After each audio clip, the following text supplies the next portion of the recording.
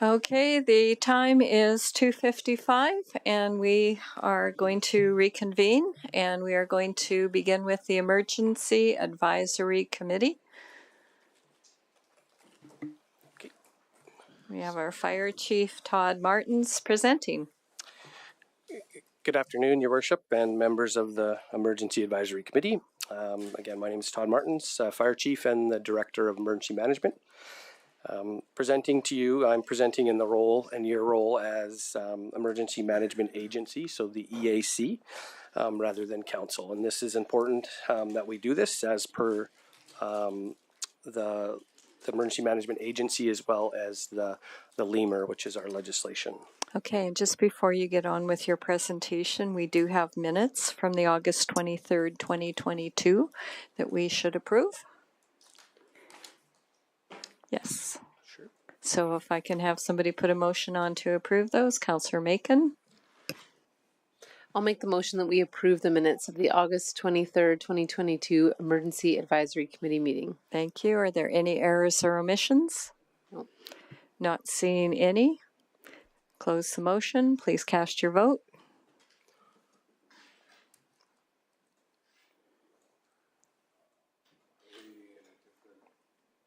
You had to go out and come back in.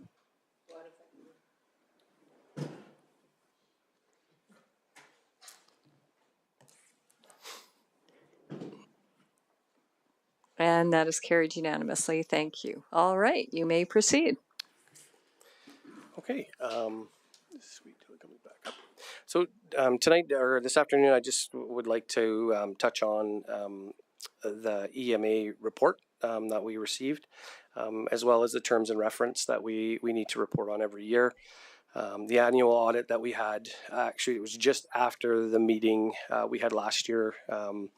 We had our 2022 audit. Quickly go over the HIRA again, so the hazardous risk mitigation strategies, and then I'll just touch on a few of the recommendations from the fire master plan and where we're at with those. So this year, unfortunately, we didn't have our 2023-2024 audit with the province. With the fires and Parkland and Yellowhead and the floods, and with some of the activations that AEMA was involved with this year, we didn't have an opportunity to go through that audit. So we really just concentrated on the report we had from last year, and that's what we worked on this year. So since then, we have been in touch, and AEMA has reached out, and we will hopefully try to schedule, if we can, something here in December. But if we can't, then we're looking at early, hopefully Q1 of next year, for them to come out and do our annual audit. And again, they apologized. They had some transition with positions as well, they indicated to us, so they just didn't have the resources to do it. So that's kind of why we didn't have the audit. As far as the terms of reference and our mandate as the Emergency Advisory Committee, we made no changes this year. We reviewed it every year at the DEM team level, as well as with the EMA, the advisory committee, advisory agency, and there was no changes to your terms of references, as well as the mandate. The audit I'll speak to a little bit later. You also were attached the municipal emergency plan. Again, there were no changes there. This plan is important for the committee to approve annually, and we always send this off to Alberta Emergency Management Agency to have a review of it anyway. So they did review that plan, so we are good there. They just don't do the whole audit where they go through our plan. So that was one that was reviewed, and we do that annually just so they have a look at it and see if there's any changes that we need to do. And so there are no changes, and we'll move forward with that. I'll speak to the HIRA in a little bit. As far as the Fire Service Master Plan recommendations, we did have 3 that came out of the study. One was the position, the EM position. The second one was the plans and the emergency management plans that council allocated. I think it was $60,000 for that. And then there was also the recommendation to review the ECC or EOC primary and secondary location. So that work, we've done some of that work, but we will be holding off on completing it until we come back with the station study next year.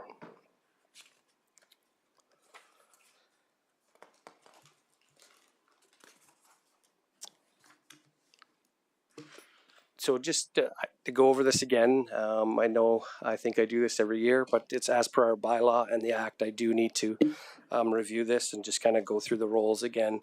That the committee must meet annually to review the minutes as well as the plan and approve or make any changes as needed. Mayor is the chair, and in absence, it's the deputy mayor, or it could be two other councillors that make decisions. We also have the ability that should we have any disasters, re-entries, activations, that council is part of those discussions through the EAC committee. And again, I just wanted to go over them quick again.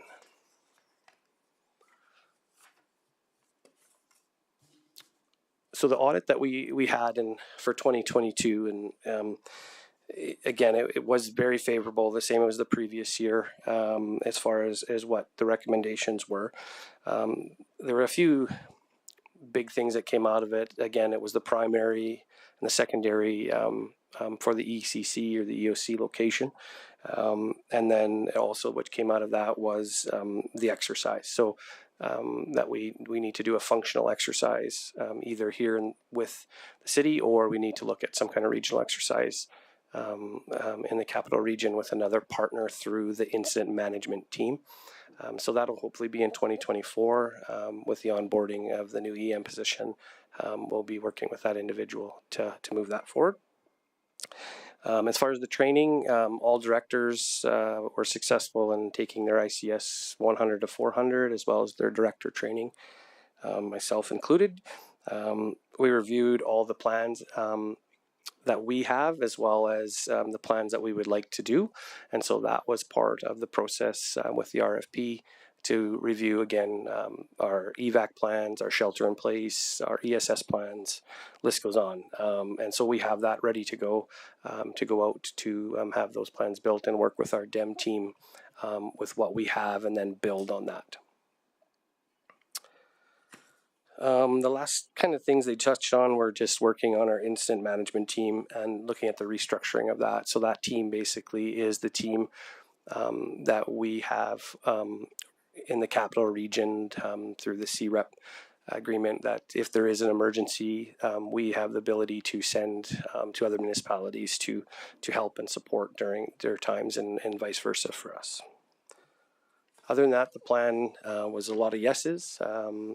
So I will move on to, again, the municipal emergency management plan. So this was the plan that I spoke to earlier that we did send to AEMA to review.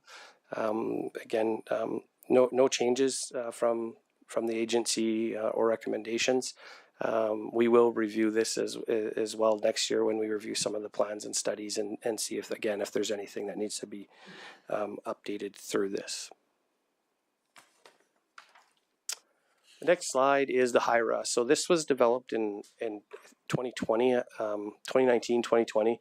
And we review it every 3 to 5 years and look at basically the different hazards, risks, mitigation strategies that the community has based on risk. And again, there's 32 risk priorities. I won't go through them all. We theme them into the 5 general categories and industry, environment, infrastructure, public health, and transportation. So this will also be something that we look at again in 2024 when we review our plans. And that concludes my presentation. Okay, thank you very much for your presentation. I'll open it up to any questions of council. Councillor Nguyen. Yeah, thanks for your presentation, Chief Martins.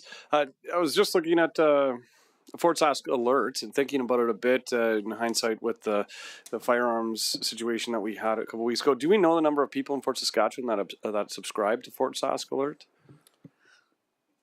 Your worship, through to Councillor Nguyen, we do. I just don't have those numbers with me today. Leo has those, and we kind of review those numbers through the year when we have our quarterly meetings through the EMA meeting. Okay, yeah, excellent. I'd like to hear some time, and obviously not a pressing issue, but what we're at for those numbers, and maybe we can do some further advertising, as I think it's a very important system with everybody having a device in their hands nowadays, so to get the message across should something happen. Sure. Okay, thank you. I'm next on the speaking order. So I guess as we hear this presentation, so is there additional training that the council's required to do? Or is it just the training that we've had? We listen to this, and then if something happens, then you. To your worship. So, from what I understand, the training for this council has been done. We did that. I think it was 2 years ago. You did your municipal elected officials training, and that's really all the training that you need to take, and by bylaw and by the act. There are others that you could take. It's basically an entry level to understanding what the incident command system is, and it is for council, and it's put on through by EMA as well. So if that is something that you'd be interested in doing, then we can look at scheduling that. The other option is if you would like to be have more meetings or interaction with the committee, there is that option as well through the bylaw. It's only a mandatory meet once a year, a minimum once a year. So. Okay, and I only asked that question because during orientation, it's like drinking from a fire hose for everybody, and you hear so much information, and just double checking on that. Okay, thank you, Councillor Kelly. Thank you and good afternoon. When I look at the appendixes for the general risks, the one that catches my eye is the toxic gas release. And it's just really a function of where we live. Are there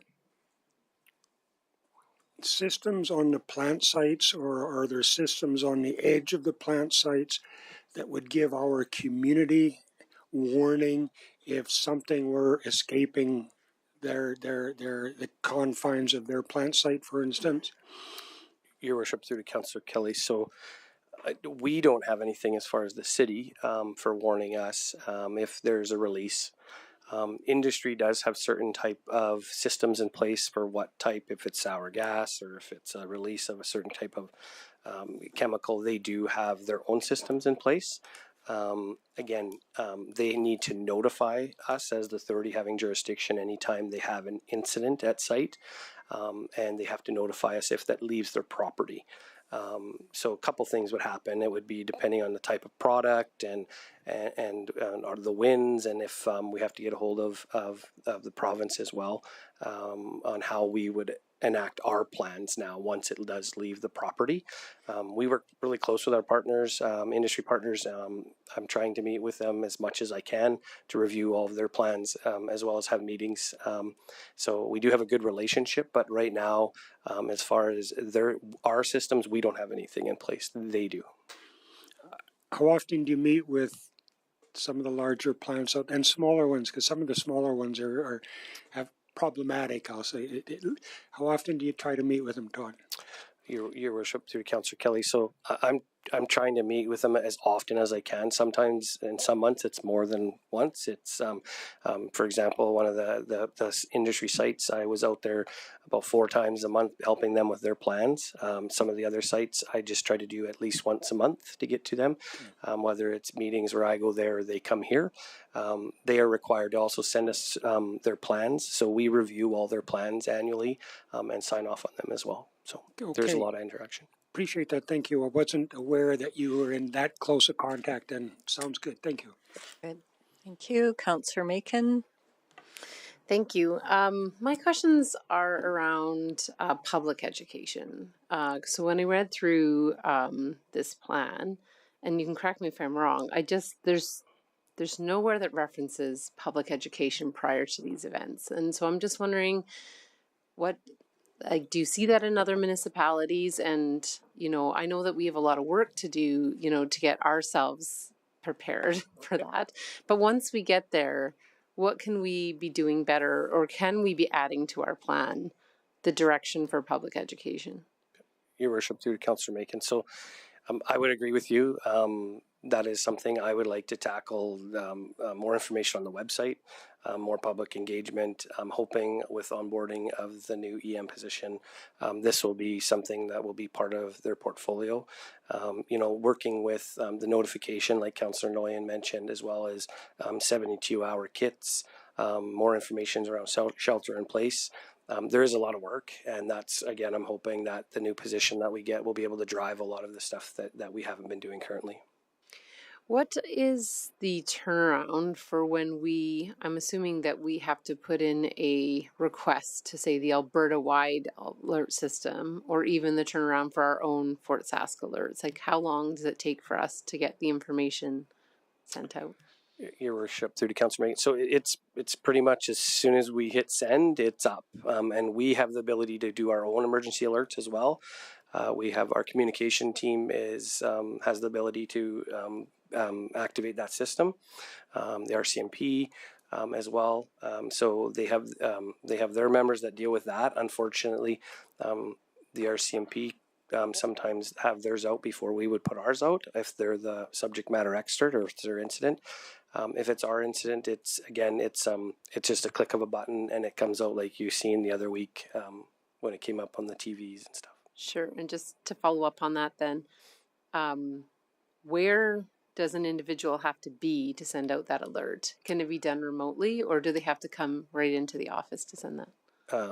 Your Worship, through to Councillor Macon. No, it can be done remotely. It's just it's the app that we have. You only get the app if you have the training, and there's mandatory training that goes along with it for the messaging.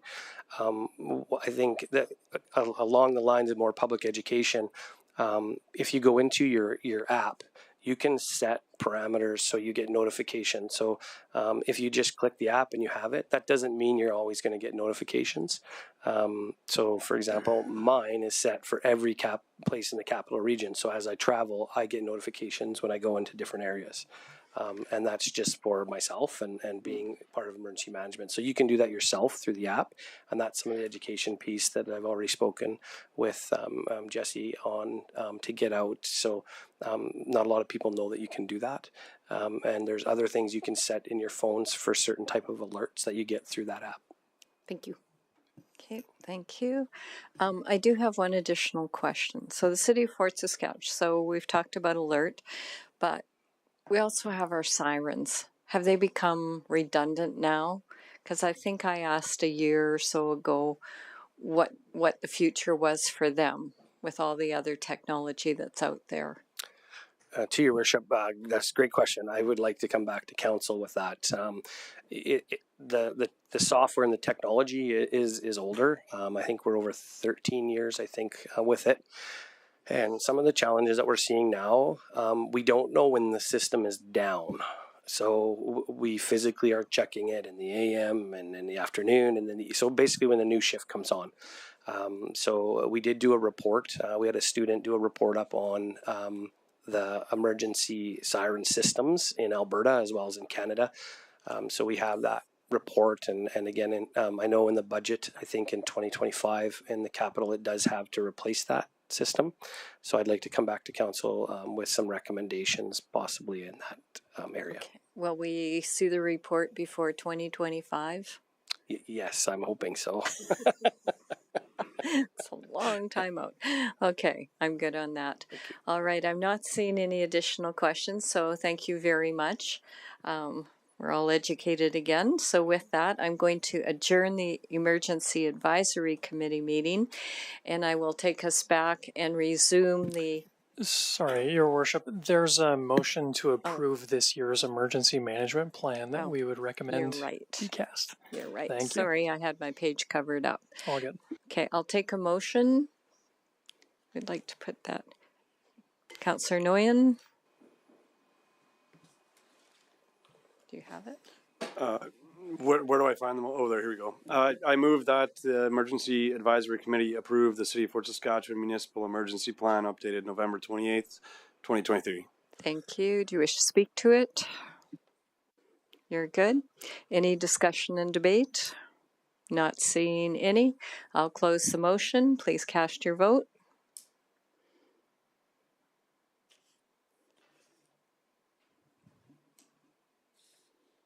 And that is carried unanimously. All right, so now I'll adjourn the Emergency Advisory Committee meeting. We'll resume back to our regular meeting, and I will take a motion to go in camera. Councillor Blissard. I'll make a motion that we go in camera to deal with things that are listed under, what is it? FOIP. I was going to say Okay. FOIP, and I thought, is that right? Thank you. Okay, I'll close the motion.